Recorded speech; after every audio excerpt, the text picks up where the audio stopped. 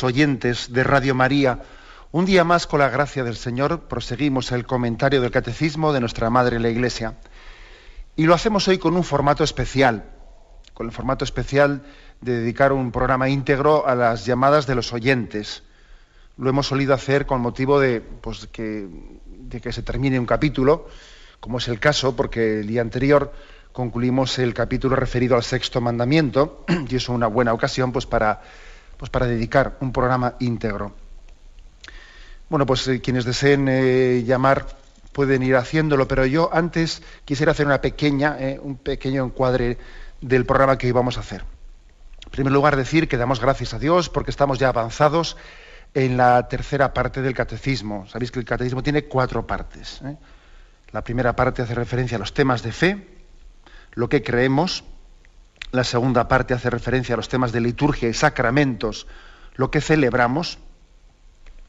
La tercera parte, que es en la que estamos, hace referencia a la moral, a los mandamientos, que es lo que vivimos. Y la cuarta parte hace referencia a la oración, la explicación del Padre Nuestro, que es lo que oramos, ¿no? Estamos en la tercera parte del Catecismo y ya avanzados en ella. El sexto mandamiento, en el que yo creo que nos hemos explayado, ¿no? Porque es un tema muy cuestionado en nuestro momento actual, y va desde los puntos 2331 al 2391. Nos hemos prodigado porque entendemos que, al igual que el quinto mandamiento, es una de las cuestiones que están más cuestionadas en nuestra cultura secularizada, ¿no? La virtud de la pureza. Y bien, vamos a dar este turno a vuestras llamadas. Yo únicamente daría unas pequeñas indicaciones de cómo hacer las llamadas, ¿no? Y además viene bien no solo para el programa de hoy, sino para todos los programas. La primera indicación, que conviene que nuestras preguntas sean escuetas y al grano, y entonces que formulemos preguntas concretas. Y que tengamos cuidado y delicadeza en las preguntas, que no hagamos nunca referencia a cuestiones concretas, personales de terceros, porque es injusto utilizar la radio para que sea un lugar de denuncia de terceras personas, hablando de nombres, apellidos, de en tal lugar, en tal parroquia. Eso no es correcto, porque eso tiene otros cauces que tendrán que ser la corrección personal, el tú a tú, y en todo caso el obispo del lugar, etcétera. No podemos hacer llamadas a Radio María para hablar de denuncias de un sitio concreto, lo que sea, ¿no? En cualquier caso, aquí estamos para aclarar dudas. Y si hay alguna situación que genera una duda, se comenta una situación, pero en genérico, no hablando de nadie en concreto, porque además sería injusto. Esa persona no está aquí para defenderse y faltaríamos a la caridad. Y cuando se tratan no tanto de preguntas, sino de testimonios, yo creo que los testimonios hay que referirlos al tema que estamos tratando, en este caso al tema del sexto mandamiento, el tema de la pureza, no igual hacer unas intervenciones con testimonios que no tienen nada que ver con el tema que estamos tratando, O sea que también digo esto porque siempre conviene que nuestras preguntas estén bien orientadas, ¿no? Por ello, vamos a dedicar hoy este programa íntegramente a vuestra participación, y con este programa concluimos la explicación del sexto mandamiento. A partir de la próxima vez que tengamos el programa, comenzaremos ya la explicación del séptimo mandamiento. Podéis llamar, por lo tanto, como tenemos costumbre, para formular vuestras preguntas al teléfono, al famosísimo teléfono que tantas veces repetimos, 917 107 700, 917 107 700.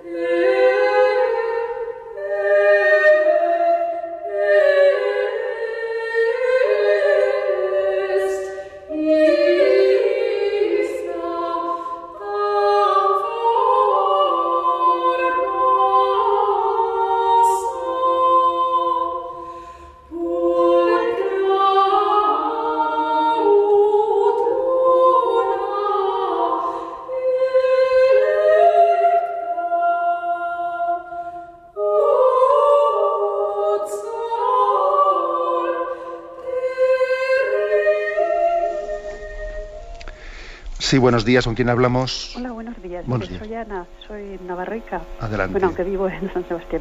Yo tengo 63 años y antes nuestros padres solamente existía un mandamiento, el sexto. Entonces hemos pasado del blanco al negro sin contar con los otros, ¿no? Yo tengo un decálogo muy bonito, que el primero, amar a Dios sobre todas las cosas. El segundo, juramos cuando nos apetece. Tercero, nos santificamos las fiestas. El cuarto, no obedecemos a nuestros padres. El quinto, matamos. El sexto, cometemos actos impuros. El séptimo, robamos. El octavo, levantamos falsos testimonios. El décimo, deseamos la mujer de nuestro prójimo. Como el primero no hemos amado, no llegamos al décimo. Esta es la reflexión que yo hago. Pues gracias por su llamada, Ana. Bueno. Que yo creo que la intervención del oyente nos da un punto de comienzo interesante. Es decir, la importancia de que haya un equilibrio entre los mandamientos, entre los distintos aspectos de la moral. Y la oyente ha puesto el dedo en la llaga en el tema de que es verdad que a veces el entorno cultural en el que estamos pues puede hacer que se fije mucho más en un aspecto que es como digamos un valor que está muy en alza en un momento cultural y en detrimento de otros que están como pues muy denostados, y entonces resulta que en un tiempo determinado pues todo el mundo se fija pues en la cuestión de la pureza en la época en la que igual muchos de vosotros pues soléis dar el testimonio de que nos estábamos fijando a ver si la manga es un poco más corta, más ancha, y ahora resulta que estamos en el polo opuesto, donde parece que hablarle a alguien la modestia del vestir es casi pues ser antidiluviano, tratar del tema de la modestia del vestir. O sea, fácilmente pasamos de un extremo al otro. Y es muy importante que seamos equilibrados en la vivencia de todos los mandamientos, equilibrados. Y además yo creo que cada uno insistiendo un poco más en donde le aprieta el zapato. Porque bueno, yo aquí en este programa he dicho que hay dos maneras de leer la Sagrada Escritura, que también yo aplicaría este principio a los mandamientos, ¿no? Una manera de leer la Sagrada Escritura es fijarme especialmente en los pasajes que más me gustan, que más significativos me resultan, ¿no? Y dejar un poco en el olvido los pasajes de la Escritura que no me dicen nada. Bueno, eso es un poco peligroso. Hay otra manera, complementaria con la primera, que es decir, los pasajes de la Biblia que no me dicen tanto de esta parte del Evangelio, este capítulo de San Lucas o de San Juan, que no me dice tanto, me voy a fijar en él porque si no me dice nada, si no me resulta significativo, quiere decir que tengo una carencia y me tengo que fijar en ellos. O sea, así también tenemos que acercarnos a los mandamientos, ¿no? No únicamente centrándonos en los que nos sean, en aquellos con los que tengamos más facilidad, sino también teniendo valentía para abrirnos a ser sanados en aquellos en los que tenemos más diferencia, ¿no? Yo creo que existe una cosa que se llaman, que es los pecados de época. Y los pecados de época son que hay momentos históricos en los que, bueno, pues determinados pecados parece que la sociedad los acepta como si fuesen incluso derechos, y entonces únicamente los cristianos, a la luz de la revelación, son capaces de caer en cuenta que eso, pues independientemente del momento histórico, trascendiendo el momento histórico, pues es contrario a la voluntad de Dios y lo será siempre, ¿no?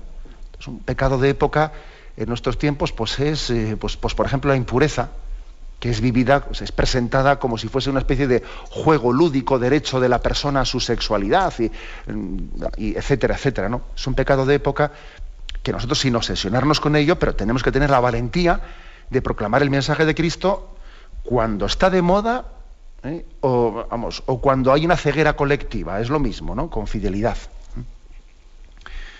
Bueno, pues adelante, damos paso a un siguiente oyente. Buenos días. Buenos días, padre. Buenos días, sí, le escuchamos. Me alegro de saludarle. Igualmente. ¿Me oye? Sí, adelante, le escuchamos. Sí, que soy yo. Pues mire, yo quiero agradecerle siempre que puedo oír, que lo oigo bastante, a usted en Radio María, sobre todo la semana que habló del Espíritu Santo. Fue preciosa, fue hermosa y profunda, y nos hace mucha falta. Esa semana me encantó. Bueno, yo soy una viuda que desde siempre soy viuda. Y en cuanto al sexto mandamiento, yo comprobar en mi vida, soy una persona orante, creo que sí, en la medida que puedo, y el Señor me ayuda, pues si alguna vez, y guardo pureza, como una monjita podría decir, entonces, si alguna vez ha habido una impurecilla, pues eso me desconecta de esa unión con Jesucristo a la hora de la oración, porque Jesucristo es el que nos lleva al Padre, de la mano de Él nos eleva el Espíritu Santo y queda todo en esa luz preciosa que es la oración contemplativa. Bueno, pues eso es lo que quería decirle, que la impureza, y hoy en día como va el mundo, como se ve el mundo, pues se siente muchísima pena, porque la hermosura, el amor de la fuente del Padre, pues esta gente a lo mejor no han tenido oportunidad de ese segundo o 2 segundos, lo que nos quiere dar, de probar esa hermosura. Padre, no quiero alargar. Muchísimas gracias por su intervención. Yo me imagino que muchas personas, igual que pueden escuchar una intervención como la que ha hecho nuestra oyente, pues les puede parecer un poco extemporánea, o les puede parecer, pero qué cosas, o se pueden incluso reír, ¿no?, de lo que ha dicho la oyente. Pero sin embargo, eso que ha dicho de que la impureza nos desconecta, impide que tengamos una intimidad, ¿no?, con el Espíritu Santo y con Dios, pues es justamente lo que dice San Pablo, ¿no? ¿No sabéis que sois templos de Dios, que el Espíritu Santo habita en vosotros? Vivid pues en pureza. Es decir, pues sí, es decir, uno de los argumentos para vivir en pureza, vivir en castidad, es decir, vivir con la sexualidad integrada en la vocación al amor, y no vivir en la sexualidad como una búsqueda de placer desconexionada con nuestra vocación. Una de los razonamientos que da la Sagrada Escritura es este, es decir, somos templo del Espíritu Santo y tenemos que respetar nuestro cuerpo sabiendo que es cuerpo de Dios y que Dios habita en nosotros, ¿no? Adelante, hemos pasado a un siguiente oyente. Buenos días. Hola, buenos días. Buenos días, sí. Bueno, yo quería saludarle, le llamo de Alicante. Muy bien. Y quería saludarle porque estuvimos hablando con don Rafael y nos comentó que usted fue alumno suyo. Sí. Y nada, pues eso, darle recuerdos de su parte. Sí. Y nada, simplemente yo hacerle una pregunta que no sé si se ha tratado en el transcurso de todo, o sea, de todo el tiempo que se ha estado hablando del catecismo, porque la verdad es que no lo sigo todos los días, solamente cada vez que puedo. Y era simplemente el poner un poco una cuestión en el aire a la hora de hablar de los sacerdotes y de la apertura que tienen a los movimientos que el Espíritu Santo ha suscitado en la Iglesia, ¿no?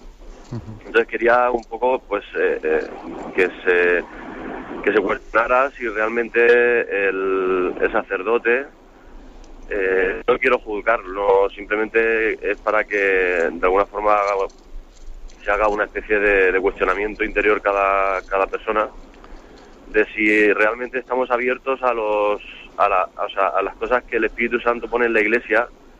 Me refiero, por ejemplo, a los movimientos, ¿no? Entonces, hay veces que hay sacerdotes que están más abiertos a unos que a otros y parece que son más partidarios de unos que de otros. Entonces, eso de alguna forma crea un poco como a mí me parece un poco raro, ¿no? Porque creo que un sacerdote debe estar abierto a todo porque es el encargado de cuidar de las ovejas que el Señor le ha dejado para cuidar, y cada una de esas ovejas puede ser que tenga esté llamado a una cosa, ¿no? Entonces, si no se potencia de alguna forma lo que el Espíritu Santo suscita en cada una de esas ovejas, de acuerdo, pues creo que se están dejando de hacer cosas en una parroquia que serían buenas para la Iglesia. Entonces, simplemente dejar eso en el aire para que la gente para que los sacerdotes sobre todo lo piensen, y lo digo porque, bueno, yo quisiera ser sacerdote y creo que es una cosa que me gustaría hacer. No creo que sea mejor que ninguno, pero creo que es una cosa que sería bueno hacerlo, que abrirse a todos los carismas que hay en la Iglesia y tener un espíritu abierto. Nada más. Pues muchísimas gracias. Y bueno, dice que le gustaría ser sacerdote, y bueno, si está en ese discernimiento vamos a orar por él. Nos ha mandado un saludo desde Alicante de don Rafael Palmero. Lo digo porque algunos oyentes igual no han entendido ese saludo. Don Rafael Palmero es obispo de Alicante, que además también fue mi predecesor aquí en Palencia, y le devolvemos ese saludo cariñoso. Bueno, el tema que ha tratado pues el oyente es interesante, es decir, la acogida, la importancia de la acogida que tenemos que tener a todos los carismas. En la Iglesia Católica yo creo que se caracteriza pues no por ser monolítica, ¿no? Es apostólica, pero además de ser apostólica también es carismática, en el sentido de que hay una pluralidad de carismas en el seno de la Iglesia, y bendito sea Dios, ¿no? Y tenemos que acogerlos y tenemos que valorarlos, ¿no? Y son un don del Espíritu Santo. Yo a nuestros sacerdotes y a nuestros seminaristas les suelo decir mucho que es importante que un sacerdote, un seminarista, sea padre de todos los carismas, sin necesidad de ser hijo de uno en concreto. Y si es hijo de un carisma en concreto, eso no tiene que limitarle su capacidad para ser padre de todos. O sea, es que eso es importantísimo, porque claro, cuando uno está en una parroquia y hay unos carismas distintos a la parroquia anterior, pues está llamado a ser padre de esos carismas, y entonces es algo muy hermoso. Al mismo tiempo también los sacerdotes tienen que cuidar la unidad, porque, hombre, yo creo que en esto hemos avanzado mucho. Yo recuerdo que pues, no hace muchos años había demasiados piques y roces entre carismas. Yo soy de tal, yo soy de esto, y entonces, bueno, yo creo que en esto hemos avanzado, pero por supuesto todavía es un tema pendiente, ¿no?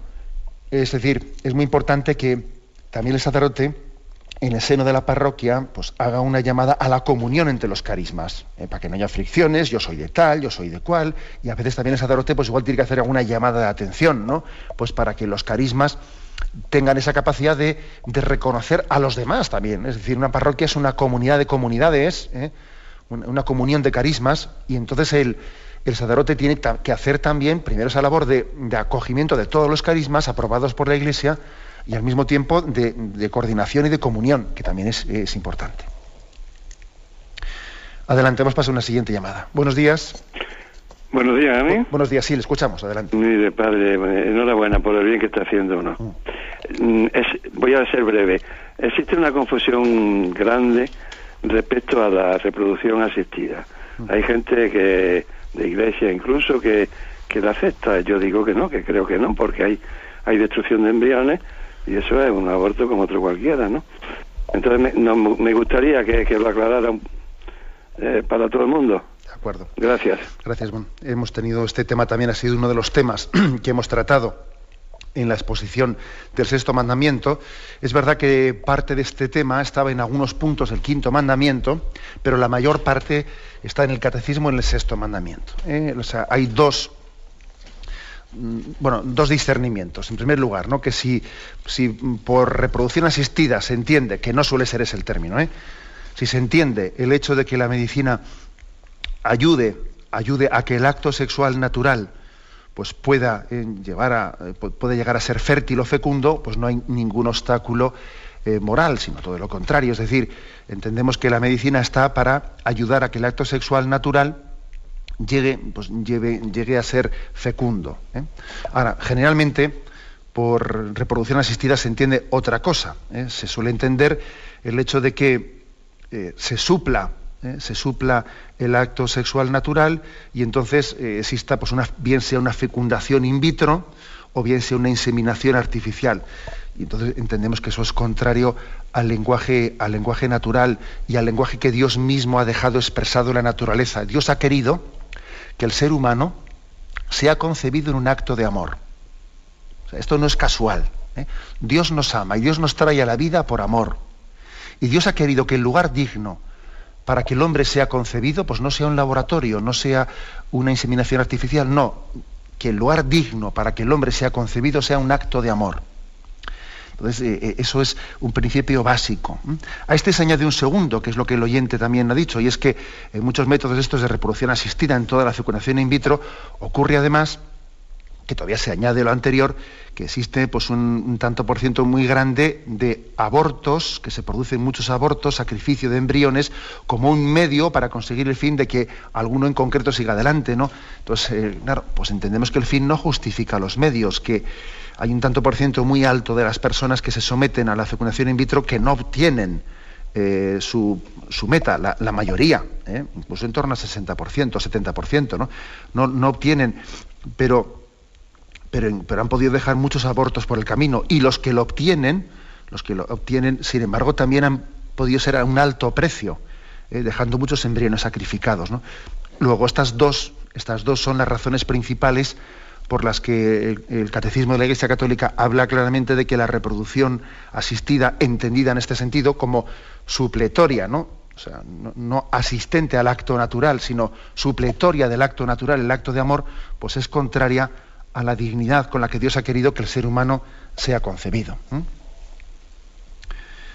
Adelante, hemos pasado a un siguiente oyente. Buenos días, monseñor. Buenos días, sí, le escuchamos. Le saludo desde aquí, desde Valencia. Mire, soy abuela de 4 nietos y quería que me informara, o sea, me diera para ayudar a mis nietos a la cosa, si tenemos nosotros, por ejemplo, la obligación también de enseñarle a la cosa sexual, enseñarle sobre cómo, si es a nosotros, a los padres, si nosotros también estamos implicados ahí, ya que estamos alimentándolos y ayudándoles a los padres. O sea, que quisiera saber si nosotros también tenemos ahí un papel que jugar sobre la cosa de la sexualidad y del sexto mandamiento. Muchas gracias, y está haciendo mucho bien a todo el mundo, a toda España, con el programa que tiene tan bueno. Bueno, muchas gracias. Muchísimas gracias, y damos gloria a Dios, porque yo muchas veces suelo decir que están bien los agradecimientos, pero que no tenemos que prodigarnos en dar jabón, que damos gracias a Dios y le damos gloria y rezamos unos por otros. Bueno, pues lo que dice la oyente, vamos a ver, oye, es evidente que los primeros responsables de la educación de los hijos son los padres, no son los abuelos. Eso ya lo sabemos, ¿no? Son ellos los que tienen el derecho de ver. Ahora, es verdad que los abuelos están cumpliendo un papel importantísimo, porque en la medida que están supliendo en gran parte a una carencia grande que tiene una generación de padres jóvenes que ya son hijos de la secularización. Pues sí, que tienen una inspiración cristiana en sus valores, pero que no tienen la educación, o la han olvidado, o fueron educados en su infancia y ahora ya viven de las rentas y no han cultivado, se alejaron de la práctica religiosa, y eso ha conllevado pues que no tenga capacidad de razón de su fe. O sea, es decir, hay una carencia grande en un tanto por ciento alto de los padres, ¿no?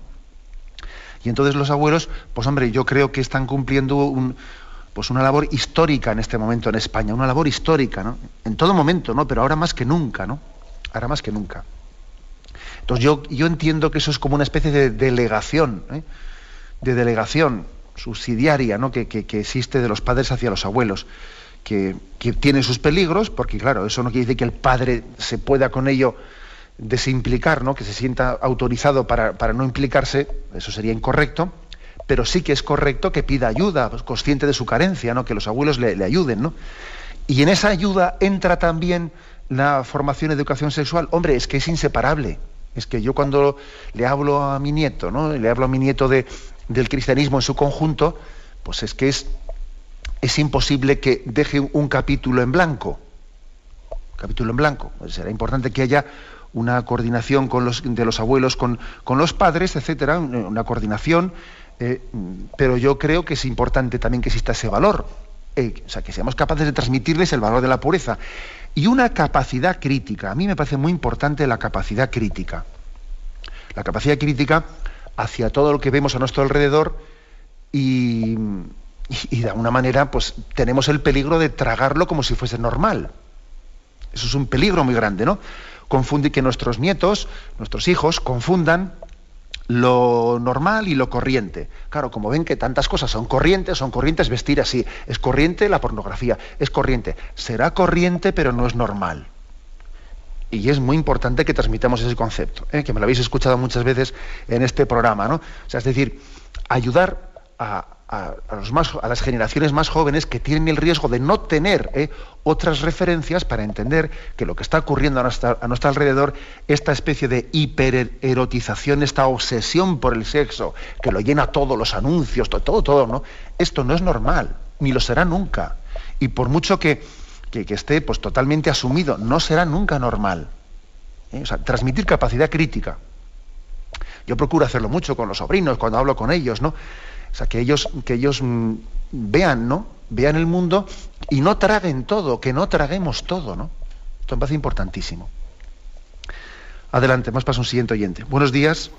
Hola, buenos días. Buenos días, sí, le escuchamos. Vamos a ver, es con referencia al sexto mandamiento. Uh-huh. Usted, a lo largo de todos estos programas, ha hablado en amplio abanico de lo que hace referencia al sexto mandamiento, pero a mí me ha tocado también porque prácticamente soy incapaz de poderlo cumplir.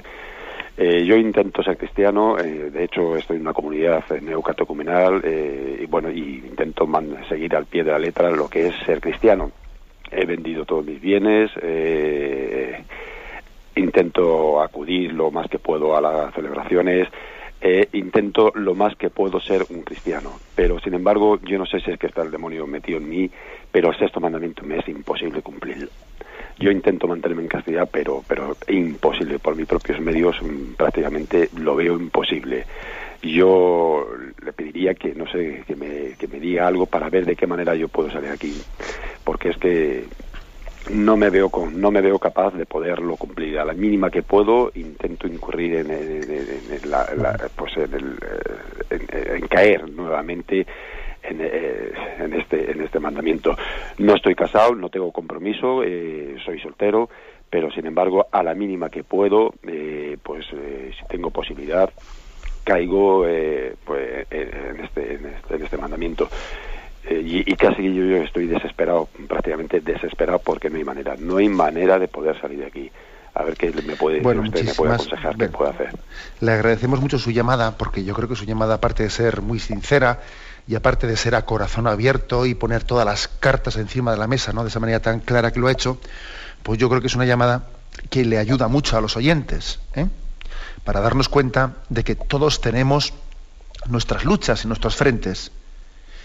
Y tenemos que tener mucho cuidado en juzgar con ligereza a todas las personas que luchan por vivir el sacramento de la pureza, porque a algunos no les cuesta nada. Hay personas que vivir la pureza casi para ellos es con natural, y les parece que cuando alguien cae contra la pureza, pero ¿cómo puede ser tan guarro, no? Entonces, no entienden que cada uno en esta vida, a cada uno nos aprieta el zapato por un lado, ¿no? Entonces, lo primero es que seamos muy humildes a la hora de juzgarnos unos a otros, porque cada uno tenemos nuestra batalla personal. Y es más, ¿no?, el oyente habla de que tiene un cultivo, pertenece a una comunidad en la que tiene un cultivo cristiano fuerte, y además también por esa comunidad ha pasado por pasos importantes, como el de desprenderse de los bienes materiales, dárselos a los pobres, que a ver quién ha hecho eso, ¿no?, muchas veces, ¿no? O sea, es decir, bendito sea Dios, ¿no?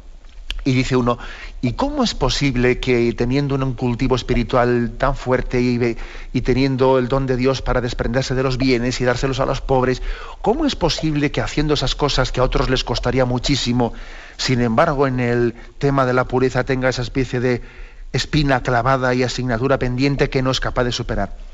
Bueno, pues es que yo creo que por la sencilla razón de que Dios tiene un plan para cada uno. Dios tiene un plan. Yo me acuerdo mucho, me estaba acordando, según hablaba el oyente, pues de ese famoso episodio de San Pablo, ¿no?, en el que él dice que tenía una espina clavada en su carne. No dice qué espina era, pero muchos la interpretan como una espina en el tema de la pureza. Tenía una espina clavada y pedí por 3 veces que me fuese quitada esa espina. Y se me respondió, ¿no? Dios le dijo a Pablo, te basta mi gracia. Tú sigue adelante luchando, no te voy a quitar esa espina ahora. O sea, es decir, va a formar parte del plan providencial de Dios. O sea, lógicamente Dios no quiere el pecado, ¿verdad? Pero Dios podría dar la gracia para eliminar esa tentación radicalmente, como se la dio a San Ignacio de Loyola, que cuando vio a la Virgen María allí en la Casa Torre de Loyola, cuando vio a la Virgen María, se quedó curado para siempre. Y dice que después de haber visto a la Virgen, que estaba el convaleciente, pues resulta que ya no tuvo nunca más ni un pensamiento impuro, ¿no? Yo cuando escucho eso me quedo maravillado, ¿no? Dice que será la Virgen María, que viéndola podemos quedar sanados para siempre de la impureza. Bueno, eso se lo dio San Ignacio, pero a otros no se lo ha dado. Al oyente no se lo ha dado, ¿no? ¿Y entonces qué? Pues entonces Dios tiene para este oyente y para muchos cristianos, tiene para nosotros, tiene un designio de decir, mira, no te voy a quitar la espina, te basta mi gracia, sigue adelante. Yo creo que igual, ¿qué hubiese sido de nosotros, de este oyente en concreto, ¿no?, si hubiese podido vencer plenamente esas tentaciones? Entonces se viese absolutamente ya pues seguro de poder caer, ¿no? Igual tendría otros pecados peores, que serían el de la autosuficiencia, el de la soberbia, el hecho de que él se tenga que ver débil y 1 y 1000 veces levantándose y pidiendo perdón y viéndose como un niño que no termina de aprender a andar y vuelve a caerse. El hecho de que tenga que verse tan débil, igual algún día entendemos cuando estemos en Dios que eso fue una providencia de gracia para que él no se ensoberbeciese, para que estuviese siempre cerca de Dios pidiendo misericordia y pidiendo perdón. Igual esa debilidad es una providencia de Dios para que entendamos que nosotros somos mendigos de la gracia.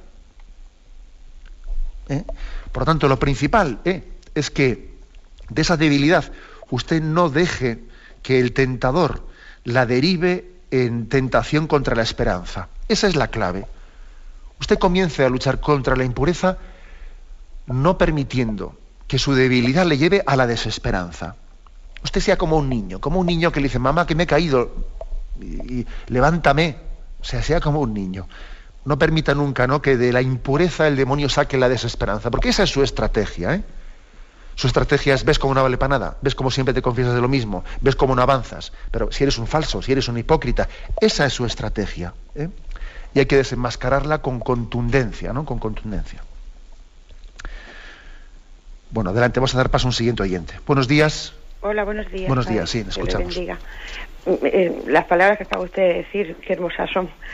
Yo quería dar mi testimonio. Yo me quedé viuda muy joven y a los 10 años tuve un hijo con una persona divorciada. Empezamos a vivir juntos en familia. Bueno, pues yo pensaba que estaba haciéndolo bien. Iban a anular el matrimonio, etcétera, etcétera. Bueno, pero yo en mi alma yo sabía que a mí el Señor no... que yo me consideraba que mi cuerpo era el templo del Espíritu Santo, no lo estaba haciendo bien. Entonces, a base de muchas cruces, pues yo ya planteé la situación y dije que no, que si quería seguir en casa, que aquí era como un hermano. Entonces, hablé con mi sacerdote y yo lo que quería era confesarme y comulgar, lo que siempre mi alma me pedía. Se marchó hace 4 años,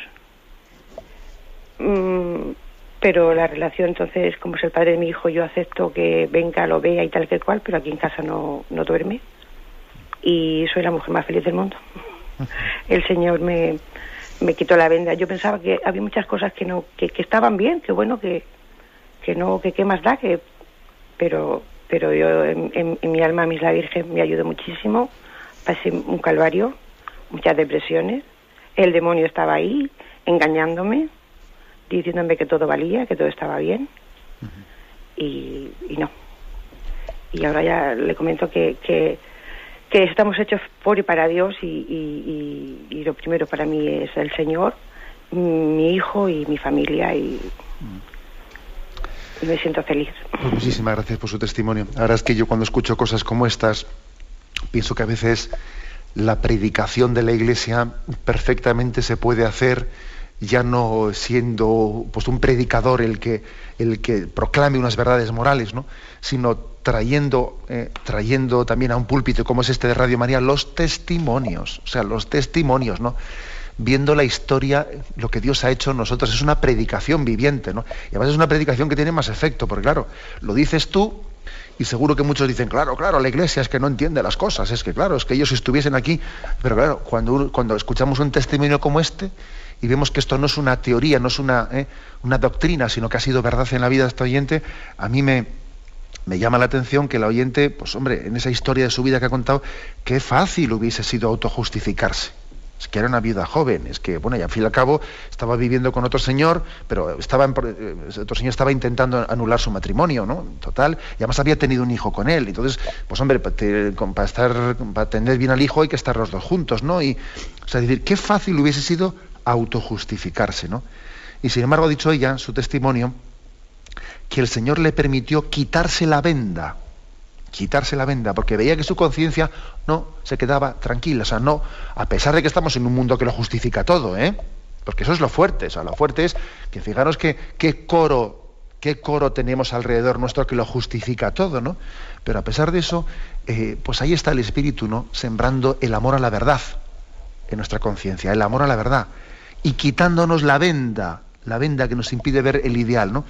Y bueno, pues el oyente cuenta en su testimonio que le propuso, ¿no?, para sanar esa situación, le propuso, ¿no?, pues a ese que había sido, a ese compañero que había sido padre de su hijo, pues el vivir en castidad, el vivir como hermanos, y bueno, pues él no lo aceptó, marchó, y sin embargo, lógicamente tiene que tener con él la relación que debe de tener para que su hijo tenga también acceso a su padre. O sea, me parece un testimonio precioso, ¿no?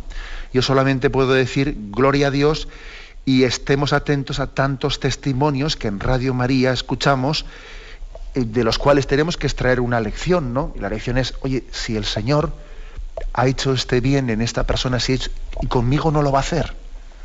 Si el Señor ha escrito esta historia de amor, de sanación con esta persona, conmigo no lo va a hacer. Pues claro que lo hará. Luego estemos atentos al camino concreto que Dios tenga para cada uno de nosotros. Bueno, adelante, damos paso a un siguiente oyente. Buenos días. Buenos días, Buenos días, señor. sí, le escuchamos. Yo quería comentarle, le llamo desde Alicante, me llamo Elena, ¿por qué el problema que tenemos, yo pienso como mujer, a la hora de ir a confesarte los pecados de castidad, de impureza, es por el hecho de ser mujer o otro pecado cualquiera de cualquier pecado, los 7 pecados capitales los confiesas, pero el de la impureza es los pecados de la carne, confesarlos es que es superior a mí, o sea, llegar a ese momento de confesarlo. A veces pienso de ir a confesarme con otro sacerdote que no es mi confesor, para que no sepa que soy yo la que estoy pecando. O sea, la lucha que ha presentado este anterior que ha hablado es una lucha que también tenemos las mujeres, no todas, pero algunas sí. Y luego a la hora de recibir al Señor en la comunión, se me presentan a mí con todos los pecados, como diciendo, ¿dónde vas tú a comulgar siendo como eres? Todas estas cosas, no sé si son escrúpulos o si es que, no sé, a ver usted qué me dice, monseñor. Bueno, pues mire, me agradezco muchísimo esta llamada porque también ilumina otro aspecto, Posiblemente el oyente que ha hecho antes la llamada, y que ha expresado su dificultad para vivir la pureza y el sufrimiento que tiene, posiblemente él diga, no, pues yo no tengo ese problema de confesarme. Sí, el problema que tengo es el sufrimiento de no poder vivir la pureza, ¿no? Y usted lo que dice, para mí el problema, más que en luchar y tener esperanza en vivir la pureza, pues es el momento de confesarme, ¿no? Yo no creo que sea por el tema de ser mujer, no lo creo, aunque igual algo puede tener que ver, pero porque también el sacramento de la confesión pues también permite una intimidad de sigilo plena, total y absoluta, ¿no? Yo creo que cada uno somos tentados por un lado. El demonio es astuto, o sea, no podemos olvidar que existe el demonio. Y es que olvidar la realidad del ángel caído, que tiene sus estrategias con cada uno de nosotros, olvidar eso en concreto, o hablar del demonio en términos pues difusos y no personales, es una de las fuentes del mal que padecemos. O sea, si no tenemos la capacidad de desenmascararle, pues claro, estamos perdidos, ¿no? O sea, hay que desenmascararle. Y yo creo que una de sus estrategias suele ser la de los respetos humanos a destiempo.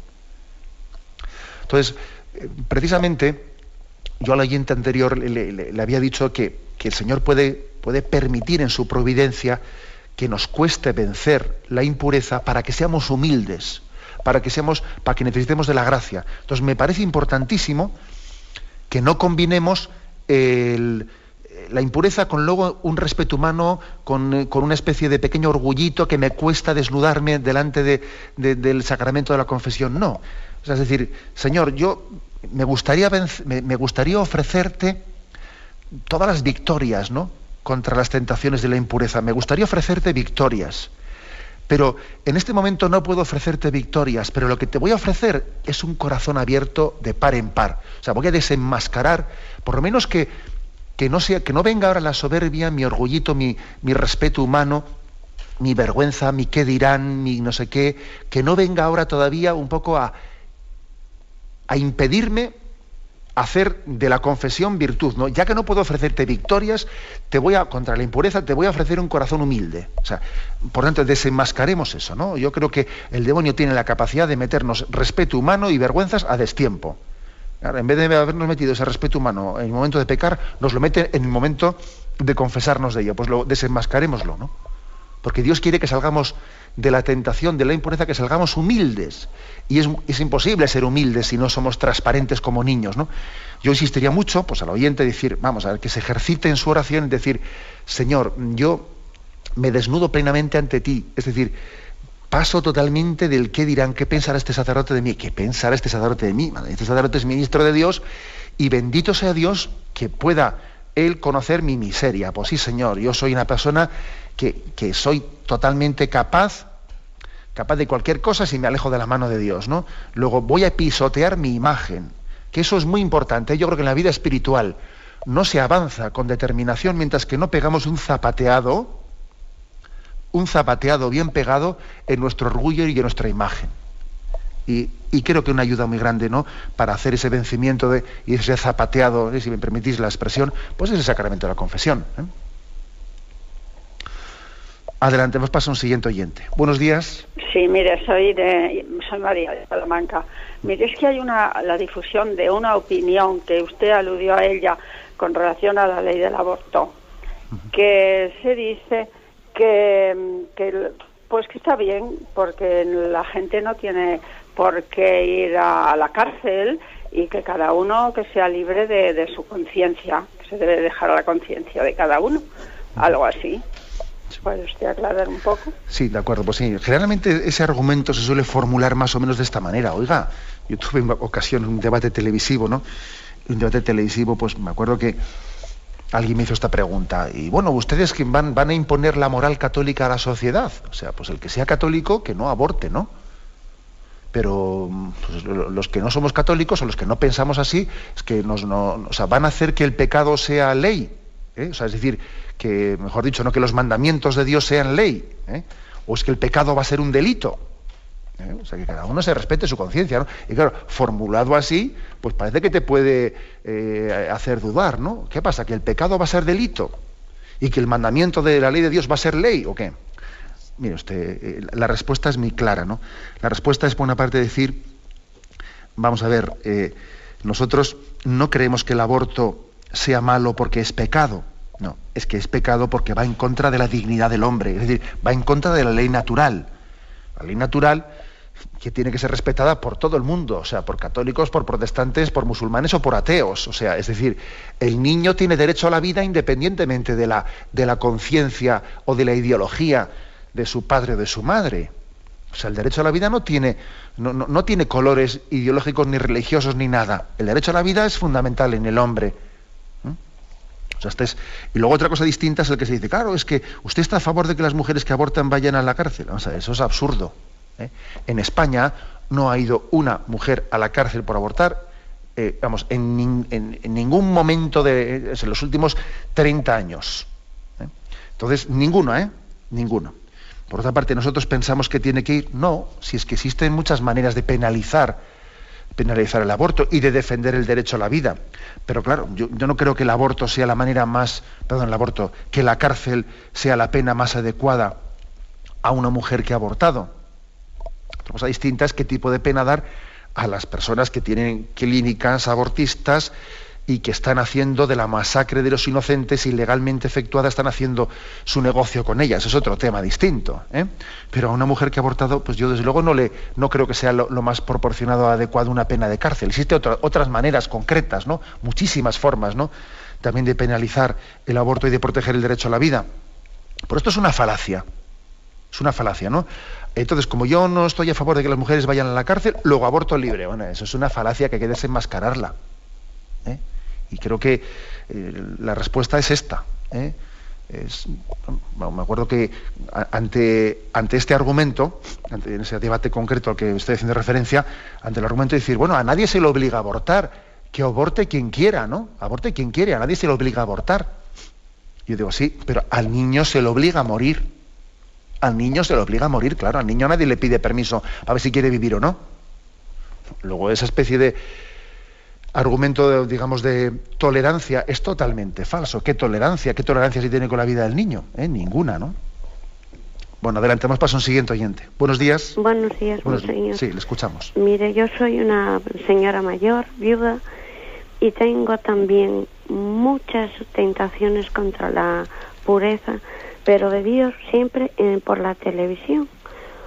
Ahora en Semana Santa me he procurado evitar de ver muchísimos programas, pero ayer había un musical y estaba viéndolo y salió una canción que era un poquillo atrevida. La pregunta es muy personal, padre, monseñor, y me dio me revolvió medio como un mal pensamiento. Yo no quería verlo, pero tampoco me podía levantar tan fácilmente porque tenía que levantarme a pagar.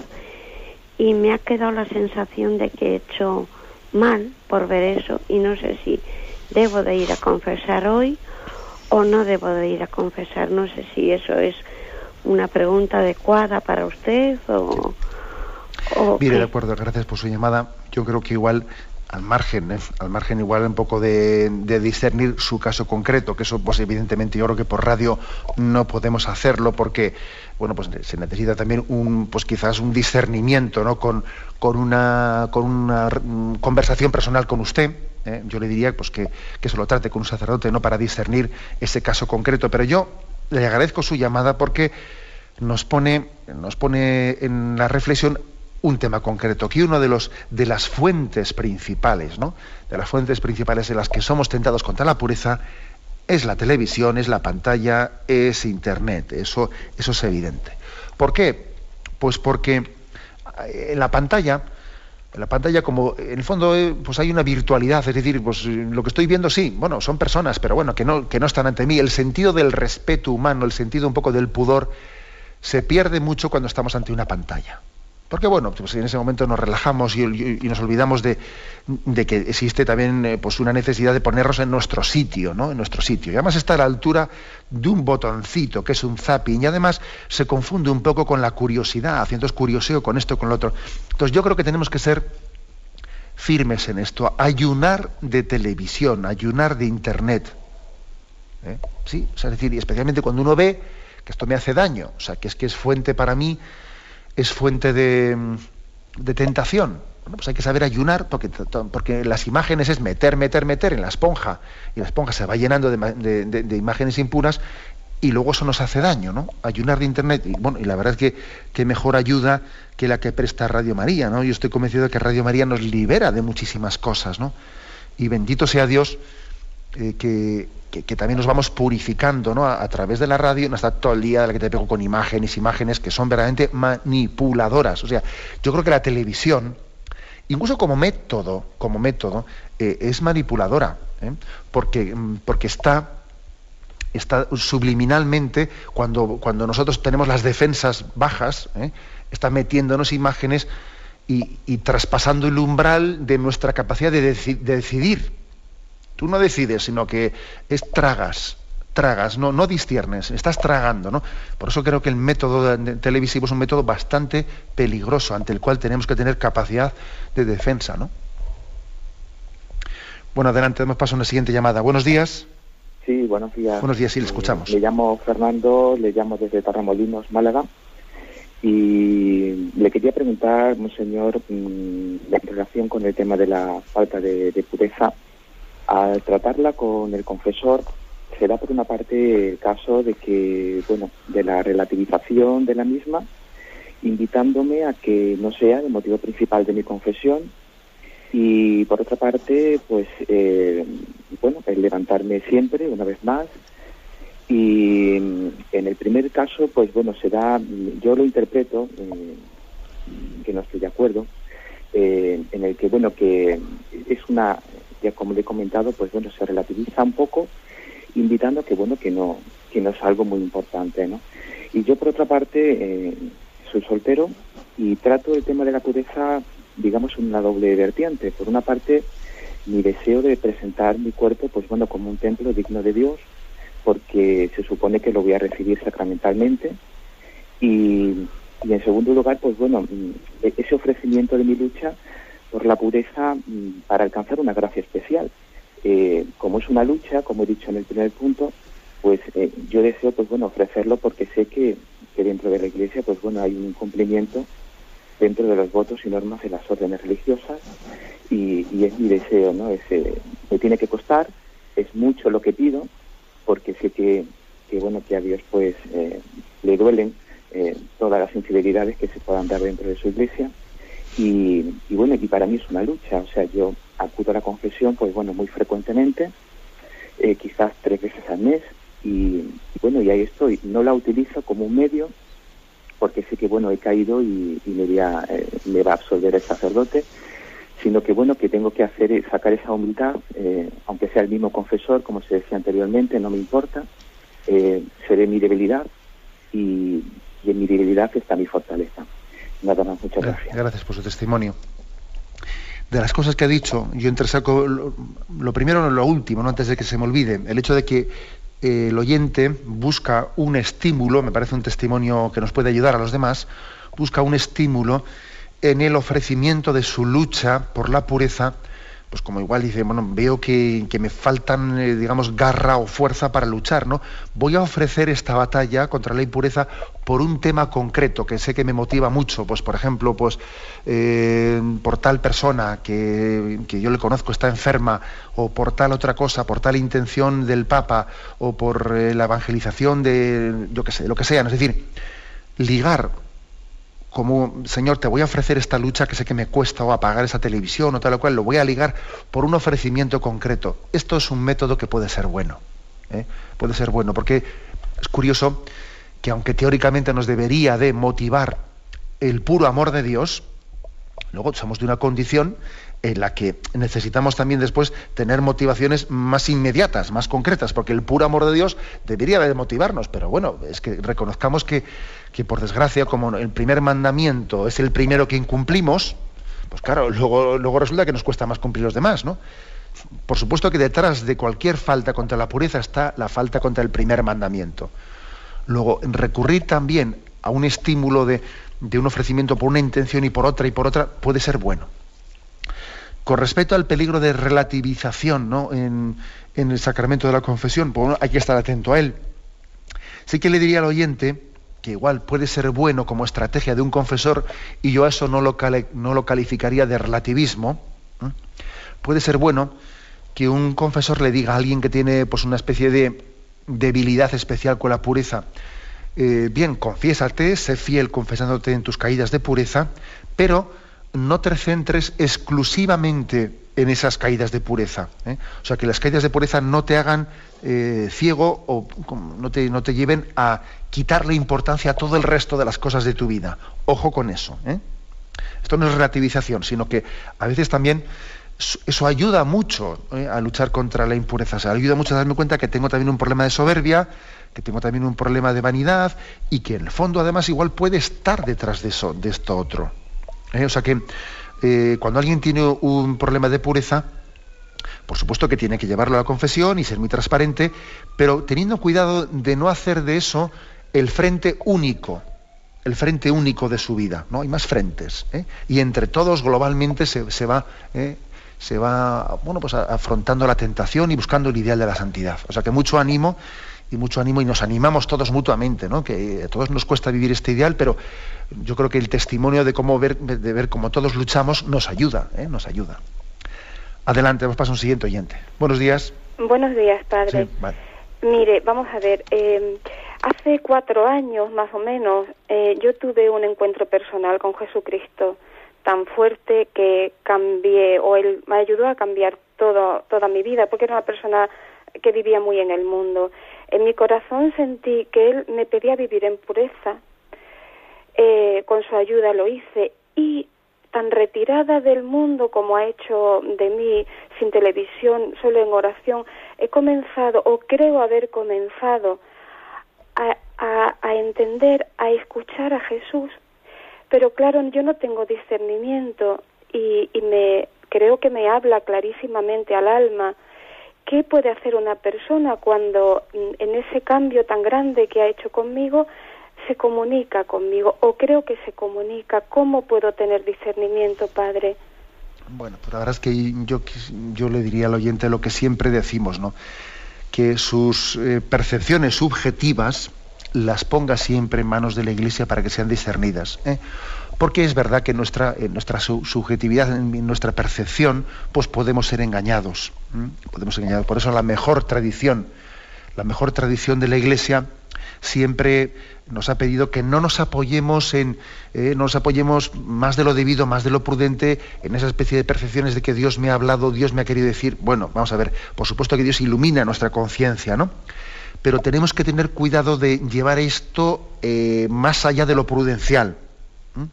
Tenemos que fiarnos más del magisterio y de la predicación de la Iglesia que de esto que yo creo que Dios me ha dicho a mí en particular. ¿Explico? O sea, esto es una cosa importantísima. Si yo tengo una percepción de que Dios me ha querido iluminar algo a mí en concreto, eso hay que supeditarlo totalmente al magisterio de la Iglesia, porque de lo contrario tendríamos el peligro de hacer un poco un Dios a nuestra medida. Luego siempre sometiéndonos a la Iglesia y buscando pues un acompañamiento de algún sacerdote que también sea mediador en este proceso mediador entre pues el alma cristiana que tiene una relación personal con Dios y el magisterio de la Iglesia. Siempre esa mediación es muy sanadora. Adelante, nos pasa a un último oyente. Buenos días. Buenos días, monseñor. Buenos días, sí, lo escuchamos. Soy Juan desde Fuengirola. Le voy a hacer una pregunta sobre la Sagrada Eucaristía. ¿Se puede comulgar de rodillas en la Santa Misa? Después, segundo, ¿hay algún documento de la Conferencia Episcopal que lo prohíba? ¿Puede un sacerdote por su propia cuenta prohibir a su feligresía que se comulgue de rodillas? Y si lo hace, como lo ha hecho por la zona donde yo estoy durante la Santa Misa, ¿qué se puede hacer? En el documento Sacramentum Dignitatis, o Redentionis Sacramento, el Sacramento de la Redención, en el número 90, pone que los fieles comulgan de rodillas o de pie según lo establezca la Conferencia de Obispos. Y después dice, así pues no es lícito negar la Sagrada Comunión a un fiel, por ejemplo, solo por el hecho de querer recibir la Eucaristía arrodillado o de pie. Y después en el número 93 solamente eso, que la bandeja para la comunión de los fieles se debe mantener para evitar el peligro de que caiga la hostia sagrada o algún fragmento, y yo veo que la mayoría de la Iglesia no lo hacen. Pues muchas gracias por su programa y que Dios le bendiga mucho, monseñor. Pues la verdad es que yo creo que la pregunta del oyente está un poco contestada por él mismo. Yo creo que es pregunta y es respuesta, ¿no? Tal y como él ha leído en ese documento de la Iglesia. Vamos a ver, yo creo que en estas situaciones el consejo que yo daría es no llevar a hacer como una batalla entre un fiel y un sacerdote, que igual al sacerdote le puede faltar una sensibilidad pues para caer en cuenta de que él igual el sacerdote dirá, vamos a tener todos un gesto común, y por lo tanto que nadie haga un gesto que pretenda diferenciarse de los demás, y si alguien se arrodilla aquí parece que le está dejando como más lugar a los demás que no se arrodillan, que lo deje, que a veces los sacerdotes quieren valorar, ¿no?, la unidad entre todos hasta el punto de impedirle a alguien que tenga, y no hacen bien. A mí me parece que no tenemos que hacer ningún casus belli, ningún casus de guerra, pues por el hecho de que alguien se arrodille o no se arrodille, pues déjalo, pues bendito sea Dios, y tiene pleno derecho, y además pues igual también nos está recordando a los demás también un sentido de lo sagrado, y no tenemos que sentirnos denunciados, sino todo lo contrario, bendito sea Dios, o sea que también nos sentimos anunciados, no denunciados, ¿no?, porque alguien haga ese gesto junto a nosotros, ¿no? A veces juzgamos con dureza. Yo creo que tenemos que ser un poco más tolerantes. O sea, es decir, bendito sea Dios, que yo por lo tanto haría una llamada a no problematizar estas cosas, pero yo creo que eso hay que hacerlo, como decía, no manteniendo un pulso, sino bueno, teniendo un diálogo con el sacerdote pues profundo, afable, cordial, en el cual él vea que nosotros no queremos con eso denunciar, ir contra nadie, ¿no?, sino bendecir y glorificar a Dios por su presencia entre nosotros, y si podemos aportar algo, lo aportamos, pero además lo hacemos pues porque la Iglesia nos da margen de hacerlo. Si la Iglesia nos dijese otra cosa, haríamos otra cosa. Somos hijos de obediencia, y tenemos que ser hijos de obediencia y al mismo tiempo tolerantes, ¿no? A veces no se tolera la obediencia, que es el colmo, Bueno, pues hemos cumplido el tiempo y hemos dado, pues yo creo que damos gracias a Dios porque el sexto mandamiento lo hemos explicado en profusión, bendito sea Dios, y ahora vamos a pedir la gracia de María. Sé tú nuestra pureza, sé tú nuestra alegría, María. Danos la gracia de vivir intensamente y profundamente esta virtud de la pureza, de la castidad. Me despido con la bendición de Dios Todopoderoso, Padre, Hijo